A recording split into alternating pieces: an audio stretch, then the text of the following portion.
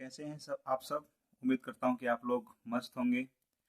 तो आज की इस क्लास में मैं आप लोग को पढ़ाने वाला हूँ क्लास 10th एनसीईआरटी साइंस का चैप्टर सेकंड। चैप्टर का नाम क्या है दोस्तों? चैप्टर का नाम है अम्ल क्षारक एवं लवण, जिसको हम लोग इंग्लिश में क्या बोलते हैं? Acid base and salt. तो चलिए बिना किसी देरी के इस चैप्टर को जो शुरू करते हैं। बिल्कुल आज इसको उधेड़ के पढ़ने वाले हैं, इतनी अच्छी तरह से पढ़ेंगे कि कहीं से भी सवाल आ जाए बढ़िया से इसको जो है धाए दे सोल्व कर लेंगे। शुरू से ही पढ़ाई करनी है दोस्तों, क्योंकि कल ही रिजल्ट आया है। रिजल्ट अच्छा रहा है। आप लोग का भी, अगर आप लोग चाहते हो कि आपका रिजल्ट अच्छा है तो आप लोग को जो है बढ़िया से पढ़ना पड़ेगा। तो चलिए शुरू करते हैं बिना किसी देरी के। तो देखिए दोस्तों, सबसे पहले समझते हैं कि अम्ल किसे बोला जाता है। अम्ल, जिसको हम लोग इंग्लिश में बोलते हैं एसिड। देखिए दोस्तों, अम्ल, इसका स्वाद कैसा होता है दोस्तों? खट्टा होता है। उसके बाद में ये नीले लिटमस पत्र को क्या कर देते हैं? लाल कर देते हैं। और ये जलीय विलयन में H प्लस आयन देता है। H का मतलब होता है दोस्तों हाइड्रोजन और आयन। तो ये तीनों जो विशेषताएं किसी चीज के अंदर होगी तो उसको हम क्या बोलेंगे? उसको हम बोलेंगे अम्ल, एसिड बोलेंगे। चलिए कुछ एसिड के हम लोग एग्जाम्पल भी देख लेते हैं। तो जो सबसे पहला उदाहरण है एसिड का वो है HCl, हाइड्रोक्लोरिक एसिड जिसको बोला जाता है। उसके बाद में H2SO4 जिसको हम लोग बोलते हैं सल्फ्यूरिक एसिड। फिर तीसरा जो है वो है CH3COOH जिसको हम लोग बोलते हैं एसिटिक एसिड। फिर जो चौथा है वो है C6H8O7, ये है सिट्रिक एसिड। ठीक है दोस्तों।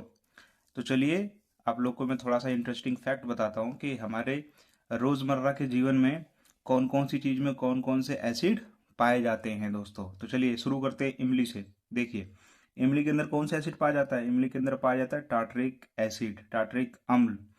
दूसरा, उसके बाद में सिरका, सिरका जिसको हम लोग इंग्लिश में विनेगर बोलते हैं, इसके अंदर क्या पाया जाता है? Acetic acid. आजकल के जो छोटे छोटे बच्चे हैं खूब चाउमीन खाते हैं। 10 रुपए की चाउमीन के अंदर जो है 10 रुपए का सिरका डाल के खूब मजा आता है, लेकिन उनको नहीं पता कि ये एसिड होता है। फिर घर पर जाके बोलते हैं कि मम्मी पेट में दर्द हो रहा है, यहाँ दर्द हो रहा है। उनको ये नहीं पता कि उन्होंने सिरका ज़्यादा कंज्यूम कर लिया, इसी वजह से उनके पेट में क्या बन चुका है? एसिड बन चुका है दोस्तों। तो आप चाउमीन मत खाइएगा। उसके बाद में दोस्तों, बिच्छू के डंक। देखिए आपने कभी स्कॉर्पियो देखा है जो अपनी डंक को जो पीछे से उठा करके चलता है? तो जो बिच्छू का डंक होता है, जब वो किसी को डंक मारता है तो वो दूसरे के शरीर में क्या छोड़ता है? मेथोनाइक एसिड छोड़ता है, जिसकी वजह से पूरे शरीर के अंदर दर्द रहता है। उसके बाद में सुबह सुबह हम लोग दूध दही खाते हैं तो उसके अंदर कौन सा एसिड पाया जाता है? उसके अंदर पाया जाता है लैक्टिक एसिड, लैक्टिक अम्ल पाया जाता है दोस्तों। उसके बाद में गर्मियों के अंदर हम लोग जब नींबू पानी पीते हैं तो नींबू के अंदर कौन सा एसिड पाया जाता है? नींबू के अंदर पाया जाता है सिट्रिक अम्ल, सिट्रिक एसिड पाया जाता है दोस्तों। सिट्रिक एसिड अधिकतर जो होता है वो खट्टे पदार्थों के अंदर पाया जाता है। जो खट्टे पदार्थ होते हैं ना, हाँ, उनके अंदर पाया जाता है। विटामिन सी के स्रोत होते हैं, बहुत जरूरी होता है विटामिन सी हमारे लिए। उसके बाद में आता है टमाटर, लाल लाल टमाटर, इसके अंदर पाया जाता है ऑक्जेलिक अम्ल पाया जाता है दोस्तों। तो अब हम लोगों ने समझ लिया कि कौन कौन सी चीज़ों में कौन कौन से एसिड पाए जाते हैं। चलिए अब समझते हैं अम्ल के प्रकार। अम्ल भी दो प्रकार के होते हैं दोस्तों। There are two types of acid. पहला होता है सांद्र अम्ल, यानी कि स्ट्रॉन्ग एसिड, बहुत स्ट्रॉन्ग एसिड होता है दोस्तों ये। दूसरा होता है तनु अम्ल, तनु अम्ल का जिसको हम लोग बोलते हैं वीक एसिड, कमजोर एसिड होता है। देखिए स्ट्रॉन्ग एसिड जिसमें अम्ल अधिक मात्रा में और जल कम मात्रा में होता है। इसका सबसे अच्छा एग्जाम्पल होता है HCl। ये हमारे पेट के अंदर पाया जाता है दोस्तों। इतना स्ट्रांग होता है कि अगर एक बूंद आप किसी के शरीर पर रख दिया जाएगा ना तो छेद कर देगा, इतना स्ट्रांग होता है। उसके बाद में होता है वीक एसिड। वीक एसिड की डेफिनेशन देखते हैं दोस्तों, जिसमें अम्ल कम मात्रा में तथा जल अधिक मात्रा में पाया जाता है। ठीक है दोस्तों, ये तो हम लोगों ने समझ लिया एसिड कि अम्ल किसे बोला जाता है, उसके उदाहरण क्या हैं, कहाँ कहाँ पाए जाते हैं, कितने प्रकार के होते हैं। तो चलिए शुरू करते हैं अब क्षारक के बारे में। क्षारक के बारे में जो है देखते हैं। उम्मीद करता हूँ कि आपको अमल समझ में आया होगा दोस्तों। अब जो है क्षारक के बारे में हम लोग थोड़ा सा पढ़ते हैं।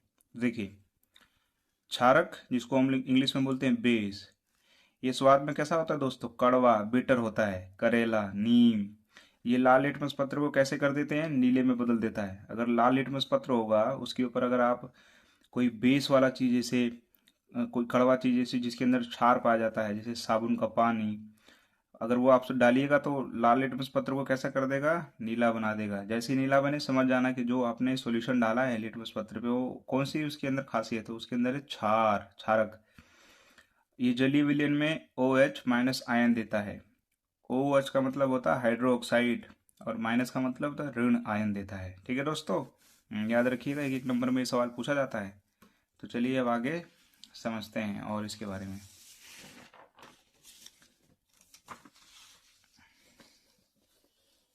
आगे समझेंगे दोस्तों। देखिए उदाहरण दे के समझाता हूँ। जिस तरह से एसिड का एग्जाम्पल दिया था इसी तरह से बेस का, जैसे NaOH sodium hydroxide, KOH potassium hydroxide और NH4OH ammonium hydroxide. These are the examples of base. अब सूचक, एक चीज होता है सूचक। मान लीजिए कि किसी वैज्ञानिक को जो है लैब के अंदर परीक्षण करना है, कुछ एसिड चाहिए उसको और कुछ बेस चाहिए, तो स्वाद लेके थोड़ी ना उसको एक्सपेरिमेंट करेगा। पता चला किसी बेस किसी एसिड के अंदर कुछ ऐसे गुण हैं जो शरीर को खराब कर सकते हैं, तो उसको दिक्कत हो जाएगा। इसलिए साइंटिस्टों ने क्या बना रखा है, सूचक बना रखा है, इंडिकेटर बना रखा है। इसी सहायता से किसी अम्ल बेस को बिना टेस्ट किए हुए भी हम पता कर सके कि ये अम्ल है या बेस है। ठीक है दोस्तों, तो देखिए सूचक किसी दिए गए विलयन में अम्ल या क्षारक की उपस्थिति को दर्शाते हैं। ठीक है दोस्तों, बिना खाए पिए मतलब वो बता देंगे कि इसके अंदर अम्ल पाया जाएगा कि या बेस बेस है। इनका रंग या गंध अम्ल या क्षारक माध्यम में बदल जाता है, यानी कि उनके कलर से पता चल जाएगा और उनके स्मेल से पता चल जाएगा कि किसके अंदर बेस और किसके अंदर एसिड है दोस्तों। हाँ, सूचक के प्रकार, सूचक 3 प्रकार के होते हैं दोस्तों। There are 3 types of indicators. पहला क्या होता है, प्राकृतिक सूचक, जिसको हम बोलते हैं नेचुरल सूचक। ये प्रकृति ने हमें खुद दे रखा है, प्रकृति ने हमें खुद दे रखा है जिसके माध्यम से हम जांच सकें। दूसरा होता है कृत्रिम सूचक, ये आर्टिफिशियली इसको हमने खुद बनाया है। और तीसरा होता है गांधिक सूचक, यानी स्मेल की सहायता से भी हम पता कर सकते हैं। तो देखिए सबसे पहले समझेंगे प्राकृतिक सूचक, नेचुरल इंडिकेटर। वे सूचक जो पौधों से प्राप्त होता है उन्हें प्राकृतिक सूचक कहते हैं। देखिए दोस्तों, हमारे आसपास कुछ ऐसे पौधे प्राप्त होते हैं, उपलब्ध हैं, जिनकी सहायता से जो है हम पता कर सकते हैं किसके अंदर बेस है किसके अंदर एसिड है। ठीक है दोस्तों, सबसे पहले आता है लिटमस। लिटमस देखिए लिटमस पे अगर आप अम्ल डालोगे ना तो लिटमस का रंग कैसा हो जाएगा, लाल हो जाएगा। और जैसे ही लाल हो जाए तो समझ जाना वो जो सॉल्यूशन आपने डाला वो कौन सी उसकी खासियत, वो अम्ली है। ठीक है दोस्तों, और लिटमस पे अगर आप कोई क्षार की चीज डालोगे तो लिटमस का कलर कैसा हो जाएगा, नीला। जैसे नीला हो जाए तो समझ जाना कि क्या है, वो क्षारक है, बेस है। और दूसरा सबसे फेमस एग्जाम्पल है हल्दी। हमारे घर में हल्दी पाई जाती है ना दोस्तों। हाँ, तो हल्दी पे अगर आप अम्लीय चीज डालोगे तो वो कैसा हो जाएगा, पीला हो जाएगा। और हल्दी पे आप अगर क्षार डालोगे तो कैसा हो जाएगा, लाल हो जाएगा। ठीक है दोस्तों। हाँ, चलो एक उदाहरण देता हूँ आपको। मान लीजिए कि जब आप कभी खाना वाना खाते हो, ठीक है, और खाना दाल वाल खा रहे हो, तो दाल के अंदर तो हल्दी खूब डाली जाती है। मान लो कि दाल जो है आपकी सफ़ेद टी शर्ट पे गिर गई, ठीक है, तो जैसे सफ़ेद टी शर्ट पे गिरेगी तो कैसी हो जाएगी, पीली हो जाएगी। ठीक है, पीली हो जाएगी। और क्योंकि उसके ऊपर क्या है, उसके अंदर अम्ल है तो पीला हो जाएगा। ठीक है दोस्तों, लेकिन जब मम्मी उसको धोती है, पहले तो मम्मी हमें धोती है क्योंकि हम लोगों ने क्या किया है, हम लोग तमीज़ से खाना नहीं खा रहे हैं। ठीक है, फिर बाद में मम्मी जब हमको धो लेती है बढ़िया से, तो अगले दिन या शाम को समय निकाल करके हमारे कपड़ों को धोती है। तो जैसे ही वो उस सफ़ेद टी शर्ट पे जिस पर दाल गिरा हुआ है, हल्दी लगा हुआ है, उस पर जैसे ही साबुन लगाती है तो वो पीला रंग किस में बदल जाता है, लाल में। क्योंकि साबुन के अंदर क्या पाया जाता है, साबुन के अंदर पाया जाता है बेस। और अगर आप हल्दी के ऊपर बेस डालोगे तो वो कैसा बदल जाएगा, लाल। ठीक है दोस्तों। हाँ, लाल बदल जाए तो समझ जाना कि उस पर क्या लगा है, बेस लगा है। ठीक है दोस्तों, चलिए आगे बढ़ते हैं। आगे समझेंगे कृत्रिम सूचक। कृत्रिम सूचक इसको बोलते हैं आर्टिफिशियल। ठीक है, वे सूचक जो रसायन द्वारा केमिकलों की सहायता से बनाया जाता है उन्हें कृत्रिम सूचक कहते हैं। इसका सबसे पहला एग्जाम्पल है फिनोप्थिलीन। देखिए फिनोप्थिलीन केमिकल की सहायता से वैज्ञानिकों ने बना रखा है लैब के अंदर। तो देखिए क्या करता है दोस्तों, अगर इसके ऊपर आप क्षारक कोई चीज डालोगे ना बेस क्वालिटी वाला, तो वो कैसा रंग में बदल जाएगा, गुलाबी हो जाएगा। कैसा हो जाएगा, पिंक हो जाएगा। अगर आप फिनोप्थिलीन के ऊपर कोई बेस वाली चीज डालोगे तो कैसा, किस में बदल जाएगा, गुलाबी हो जाएगा। और अगर आप फिनोप्थिलीन में अगर कोई अम्लीय चीज डालोगे तो उसका रंग कैसा हो जाएगा, रंगीन। उसमें कोई कलर में चेंज नहीं आने वाला है। ठीक है दोस्तों। हाँ, कलर केवल बदलेगा जब उसके ऊपर क्षार पड़ेगा। क्षार पड़ेगा तो कैसा हो जाएगा, गुलाबी हो जाएगा। और उस पर एसिड पड़ेगा तो क्या हो जाएगा, रंगहीन, कलरलेस, कोई चेंज नहीं आएगा। दूसरा होता है मैथिल ऑरेंज। देखिए दोस्तों, दूसरा है मैथिल ऑरेंज। मैथिल ऑरेंज क्षार के संपर्क में आने से कैसा हो जाता है, येलो हो जाता है दोस्तों, पीला पीला हो जाता है। उसके बाद में अम्ल के संपर्क में आने से कैसा हो जाता है, लाल हो जाएगा। कैसा हो जाएगा, लाल हो जाएगा। तो ये सब चीज़ें आप याद रखिएगा, पेपर के अंदर पूछ सकता है एग्जामिनर कि भी बताइए सूचक के प्रकार कौन से होते हैं, कैसे पता करेंगे कि ये अम्लीय है या क्षारीय है। तो आपको सबको ये याद करना पड़ेगा। ठीक है, अब आगे बढ़ते हैं हम लोग। आगे हम लोग देखेंगे अब गंधिक सूचक, यानी कि स्मेल की सहायता से भी हम पता कर सकते हैं। तो देखिए, जिन सूचक की गंध अम्लीय क्षार क्षारक माध्यम में बदल जाता है उसे एक गंधीय सूचक कहा जाता है। उदाहरण के तौर पर देखिए, प्याज। प्याज पे अगर आप अम्ल खूब सारा एसिड डालोगे तो उसकी जो स्मेल है प्याज की बहुत तेज हो जाएगी, तीक्ष्ण गंध हो जाएगी। ठीक है, जब तीक्ष्ण गंध हो जाएगी इसका मतलब समझ लेना कि उसके ऊपर क्या पड़ा है, अम्ल पड़ा है। ठीक है दोस्तों। और क्षारक, अगर आप क्षारक डालोगे प्याज के ऊपर तो कोई गंध नहीं आएगी, कोई स्मेल नहीं आएगी। ठीक है दोस्तों, तो स्मेल से भी हम पता कर सकते हैं। उसके बाद में वेनिला।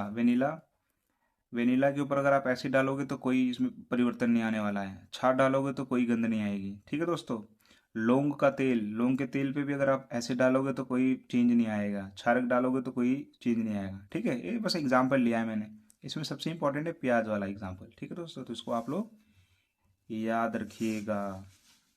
उम्मीद करता हूँ आपको ये भी समझ में आ गया होगा दोस्तों। तो चलिए आगे बढ़ते हैं। अब समझते हैं हम लोग अम्ल व क्षारक के रासायनिक गुण। अब तक हम लोगों ने समझा दोस्तों कि अम्ल और क्षारक के भौतिक गुण क्या होते हैं। अब हम रासायनिक यानी कि कहीं ना कहीं अब रिएक्शन करा के उनके गुणों के बारे में जानेंगे। तो देखिए, धातु की अम्ल या क्षारक के साथ अभिक्रिया। अब धातु को, अब एक बार अम्ल को किसी मेटल से कराएंगे और उसी दूसरी बार क्षारक को भी किसी मेटल से कराएंगे, फिर देखते हैं क्या चेंज आता है। तो चलिए शुरू करते हैं एसिड के साथ से। तो दोस्तों, अम्ल एसिड के साथ अगर किसी धातु का रिएक्शन कराया जाएगा, देखिए अम्ल प्लस धातु, तो उत्पाद में क्या बनेगा, उत्पाद में बनेगा आपके सामने लवण, सॉल्ट, प्लस में हाइड्रोजन गैस रिलीज होने वाली है। एक और बार बोलता हूँ दोस्तों, अगर किसी एसिड को किसी मेटल के साथ रिएक्शन कराया जाएगा, दो अभिकारकों को अभिक्रिया कराई जाएगी, तो इन दोनों अभिकारकों की अभिक्रिया से कौन सा उत्पाद बनेगा, लवण, जिसको हम लोग इंग्लिश में बोलते हैं सॉल्ट, प्लस में कौन सी गैस निकलेगी, हाइड्रोजन गैस निकलेगी। ठीक है दोस्तों। उदाहरण के तौर पर HCl एक एसिड है, प्लस में जिंक एक मेटल है। अब इन दोनों के बीच में रिएक्शन होगा तो क्या बनेगा, जिंक क्लोराइड, प्लस में हाइड्रोजन गैस रिलीज होने वाली। ठीक है दोस्तों। उसके बाद में इसी तरह से क्षारक के बेस के साथ किसी मेटल के साथ रिएक्शन करा के देखते हैं। देखिए, क्षारक प्लस में धातु, यहाँ पर उत्पाद क्या बनेगा, लवण, सॉल्ट, प्लस में hydrogen gas, NaOH, sodium hydroxide, plus में जिंक, तो ये क्या बना, Na2 जिंक हाइड्रोक्साइड, प्लस में हाइड्रोजन गैस। ठीक है दोस्तों। तो यहाँ पर कॉमन चीज़ क्या है, अगर अम्ल या बेस के साथ धातु का रिएक्शन कराया जाएगा तो कॉमन चीज़ यहाँ पर सॉल्ट, नमक बनेगा। क्या बनेगा, और कौन सी गैस निकलेगी, हाइड्रोजन गैस निकलेगी। उम्मीद करता हूँ दोस्तों आपको ये समझ में आया होगा। अब देखते हैं हाइड्रोजन गैस का परीक्षण। हाइड्रोजन गैस का परीक्षण, देखिए, हाइड्रोजन गैस से निहित परखनली के पास जब एक जलती हुई मोमबत्ती लाई जाती है तो पॉप की ध्वनि उत्पन्न होती है। चलिए इसको मैं आपको फिगर की सहायता से समझाने का प्रयास करता हूँ। देखिए दोस्तों, आप लोग क्लास 10th के अंदर है, जब आप लोग साइंस लैब जाएंगे तो वहाँ पर जो साइंस लैब के टीचर होंगे आपके एक्सपेरिमेंट करवाएंगे, तो इस प्रकार का आप लोगों को कुछ चीज़ें दी जाएंगी।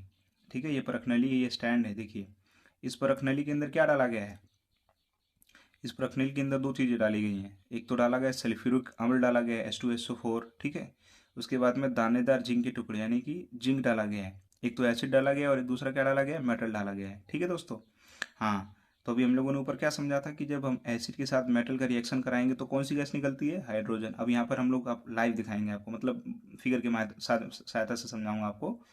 तो देखिए, एसिड के अंदर जब जिंक डाला गया, ठीक है, और यहाँ से ये एक थोड़ी सी प्रवाह नली बना रखी है, ये पानी के अंदर इनके बीच में रिएक्शन हो रहा है। देखिए यहाँ पर बुलबुले उठ रहे हैं, और बुलबुलों को जब मोमबत्ती की सहायता से लगाया जा रहा है तो यहाँ पर पॉप की ध्वनि, फटफट की ध्वनि या पॉप की ध्वनि उत्पन्न हो रही है। तो ये क्या दर्शा रहा है, दर्शा रहा है कि हाइड्रोजन से भरे बुलबुले उठ रहे हैं। ठीक है दोस्तों। हाँ, हाइड्रोजन से भरे बुलबुले उठ रहे हैं, जो थोड़ा सा आग की संपर्क में लाने पर फटफट की आवाज़ निकल रही है। ठीक है दोस्तों। तो उम्मीद करता हूँ कि आपको समझ में आया होगा। चलिए आगे समझते हैं। अम्ल का धातु कार्बोनेट तथा बाइकार्बोनेट के साथ अभिक्रिया। अभी हम लोगों ने समझा था कि अम्ल और क्षारक का हम लोगों ने किसी धातु के साथ कराया था, ठीक है। अब हम अम्ल का धातु कार्बोनेट तथा बाइकार्बोनेट के साथ रिएक्शन कराएंगे। तो देखिए, अम्ल प्लस में धातु कार्बोनेट, तो उत्पाद क्या बनेगा, लवण प्लस में कार्बन डाइऑक्साइड गैस निकलेगी और वाटर निकलेगा, ठीक है। देखिए, तो उदाहरण के तौर पर, अब ये तो हम लोगों ने समझ लिया, अब हम समझेंगे इसको केमिकल इक्वेशन की सहायता से। तो देखिए, 2HCl प्लस में Na2CO3, इन दोनों के बीच में रिएक्शन कराया गया।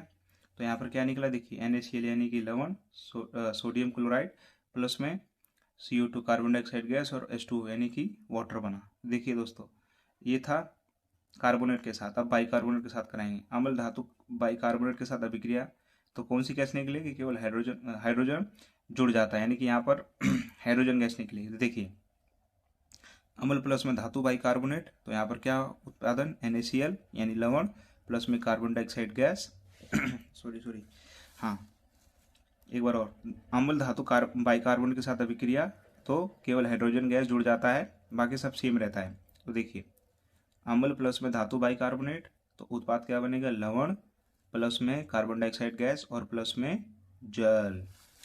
इसको और थोड़ा सा अच्छी तरह से समझते हैं दोस्तों। तो देखिए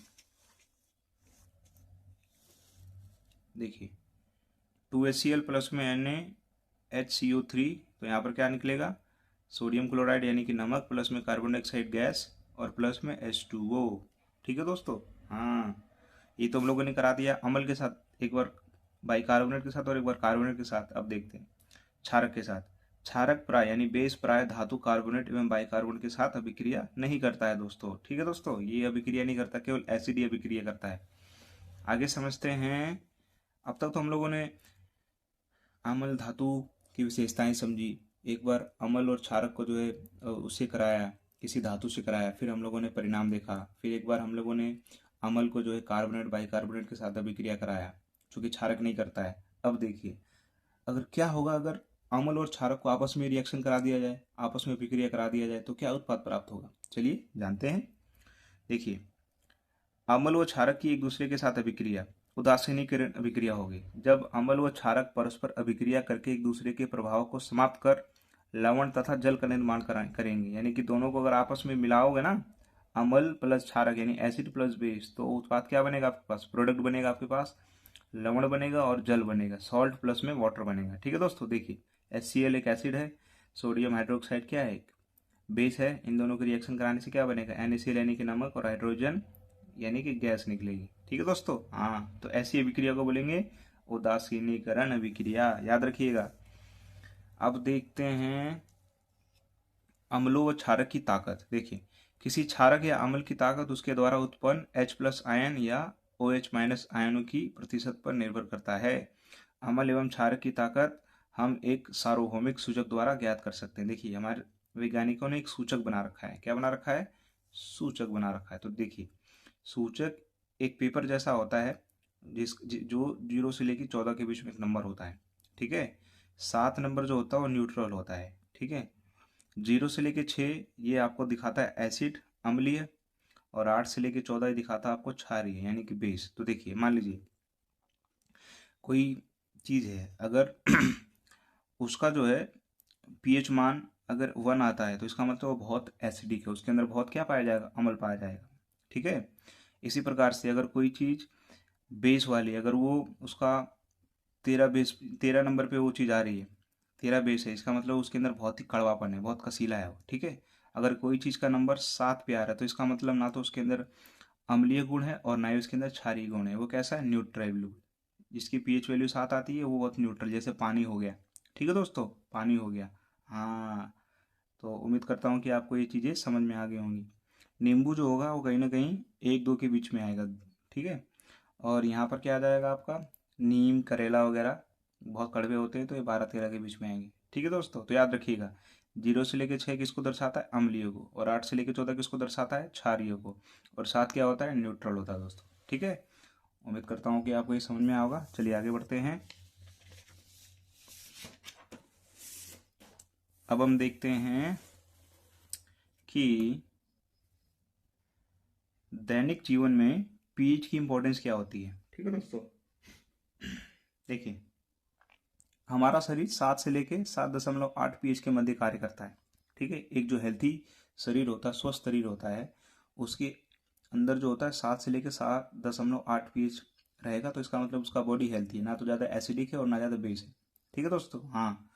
कई बार हम लोग बोलते हैं कि हमारे पेट के अंदर बहुत गैस बन रही है, बहुत एसिड हो गया, कड़वा कड़वा खट्टा खट्टा सा लग रहा है, तो हमारे शरीर के अंदर क्या ज़्यादा बन गया, हमारे शरीर के अंदर जो अम्लीय पदार्थ हैं वो ज़्यादा हम लोगों ने कंज्यूम कर ली, जिसकी वजह से हमारा जो पूरा शरीर है कैसा हो गया, एसिडिक हो गया है। ठीक है दोस्तों, और कई बार क्या होता है कि हमारा शरीर बिल्कुल कड़वा कड़वा हो जाता है, सारी चीज़ें फीका फीका लगता है, उल्टी करने का मन करता है।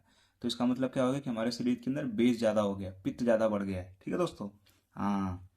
तो डॉक्टर हमें बोलता है कि हमको ऐसा खाना खाना चाहिए जो ना तो ज़्यादा बेस प्रोड्यूस करे और ना ज़्यादा ही एसिड, यानी 7 से लेकर 7.8 पीएच हमारा रहना चाहिए। ठीक है दोस्तों, तो देखिए जो बारिश का जल होता है ना, पीएच का मान कितना होता है, 5.6 से कम हो जाता है तो अम्लीय वर्षा कहलाता है। ठीक है दोस्तों, हाँ। अगर इससे जो रेन ड्रॉप्स है, उसका अगर पीएच वैल्यू 5.6 से कम हो गया तो वो किस में बदल जाएंगे, एसिडिक रेन में बदल जाएंगे। ठीक है दोस्तों, आगरा के अंदर जो ताजमहल है, इतना ना ज़्यादा पोल्यूशन होता है कि वो वहाँ पर जो ताजमहल है वो एसिडिक रेन की वजह से उसकी जो संगमरमर के पत्थर है वो खराब हो रहे हैं। ठीक है दोस्तों, हाँ। तो जो हमारा मुंह होता है, मुंह का जो पीएच मान होता है 5.5 से कम होने पर दांतों का क्षय प्रारंभ हो जाता है।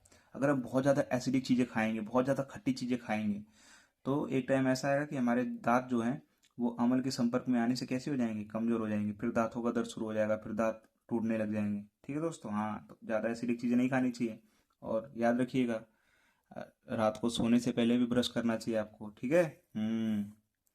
मृदा में अच्छी फसल उपज को एक विशिष्ट पीएच की आवश्यकता होती है। ठीक है दोस्तों, मिट्टी को भी उगाने के लिए पीएच वैल्यू पता होनी चाहिए। ठीक है। अब देखिए, अब हम समझते हैं लवण से रसायनों का निर्माण। देखिए सोडियम हाइड्रोक्साइड सोडियम क्लोराइड की जेली विलयन से विद्युत प्रवाहित करने पर, यानी बिजली जब उसके अंदर से गुजारी जाती है, प्रवाहित की जाती है, तो यह वियोजित हो जाता है, यानी टूट जाता है, और सोडियम किस में बदल जाता है, सोडियम हाइड्रोक्साइड उत्पन्न करता है। ठीक है, NaCl प्लस में 2H2O, तो किस में बदल जाएगा, 2NaOH, सोडियम हाइड्रोक्साइड प्लस में ये Cl2 गैस निकलेगी, उसके बाद में हाइड्रोजन गैस भी निकलेगी। ठीक है, इसके उपयोग देखिए कहाँ कहाँ करते हैं। Cl2 का उपयोग कहाँ करते हैं, जल की स्वच्छता यानी कि वाटर को क्लीन करने की, क्लोरीन का उपयोग करते हैं पीवीसीज में भी।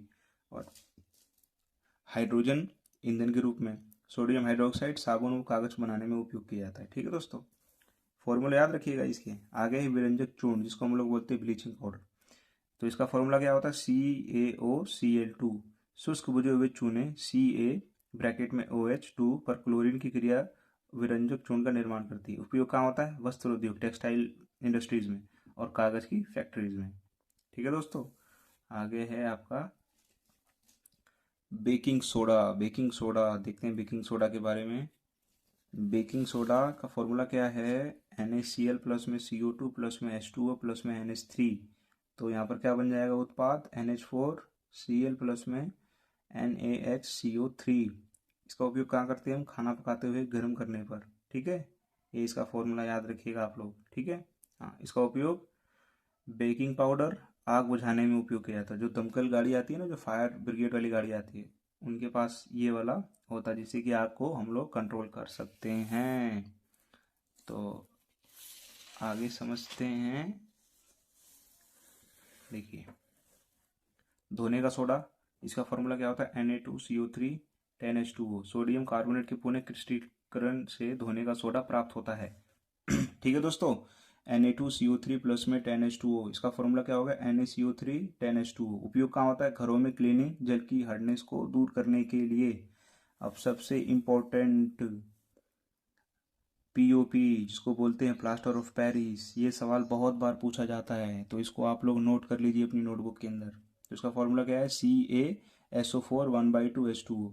जिप्सम को जो है 373 केल्विन या 100 डिग्री सेल्सियस पर गर्म करने पर यह जल के अणु त्याग कर कैल्शियम सल्फेट अर्धहाइड्रेट बन जाता है। इस सफ़ेद चूर्ण को जल में मिलने पर यह फिर से जिप्सम बन जाता है। तो इसका एक बार और फॉर्मूला देख लेते हैं, CaSO4 1/2H2O प्लस में 1/2H2O। इसका प्रोडक्ट क्या बनेगा, CaSO2 2H2O। देखिए इसका उपयोग कहाँ किया जाता है। टूटी हुई हड्डियों को सही जगह पर लोकेट करने, दीवार की सतह को चिकना बनाने के लिए हम किसका उपयोग करते हैं, प्लास्टर ऑफ पेरिस। ठीक है दोस्तों, तो आज की इस वीडियो में बस इतना ही। उम्मीद करता हूँ कि आपको जो है अम्ल, क्षारक और लवण वाला चैप्टर समझ में आया होगा। दोस्तों अगर आपको कोई कॉन्सेप्ट समझ में ना आया हो तो कोई प्रॉब्लम नहीं, वीडियो को जो है बैक करके देख सकते हैं आप और आपको पूरा कॉन्सेप्ट क्लियर हो जाएगा। इस पूरे चैप्टर के अंदर इतना ही है, इसको बार बार पढ़िए और इससे सवाल बनाने का प्रयास कीजिए। ठीक है दोस्तों, हाँ तो उम्मीद करता हूँ कि आपको ये अच्छा लगा होगा। अगर आपको पसंद आया तो प्लीज़ मेरे चैनल को लाइक कीजिए, शेयर कीजिए, सब्सक्राइब कीजिए और प्यारे प्यारे से कमेंट कीजिए ताकि मैं मोटिवेट हूँ और टॉपिक्स जो हैं class 10th, class 9th, 8th के मैथ, साइंस, एसएसटी के बनाऊँ। तो थैंक यू दोस्तों, जय हिंद, जय भारत।